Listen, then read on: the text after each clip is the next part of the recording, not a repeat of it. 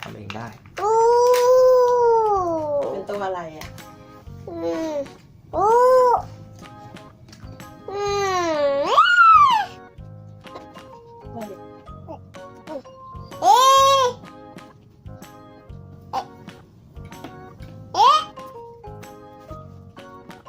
นั่งอยู่นี้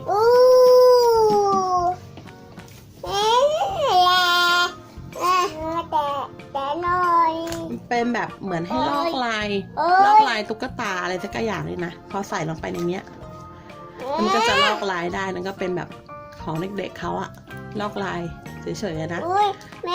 เนี่ยแบบเนี้ยลอกลายใช้กระดาษลอกลายมาเดี๋ยวตอนนี้เฮเดไม่ไหวละเฮเดบอกว่าฉันไม่รู้แล้วอะไรเนาะเฮเดขอกินก่อน ฉันไม่รู้ ว้า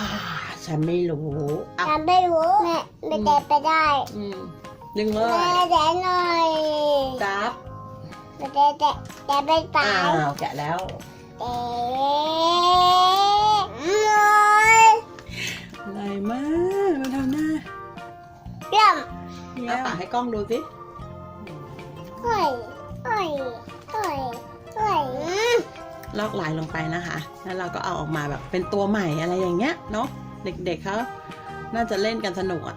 ก็ลอกลายออกมาแล้วก็มาตัด นี่เปลี่ยนชุดได้เห็นปะนี่อุ้ยฉันจะใส่ตัวนี้นะ มันเป็นชุดเด็กผู้หญิงนะ นี่เลื่อนได้เปลี่ยนได้เนาะ นี่ฉันจะใส่เสื้อเขียวนะกระโปรงแดง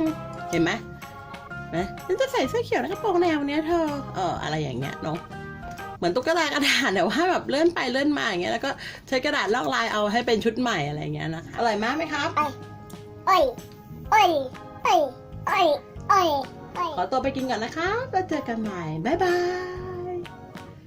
น้องจุ๊บ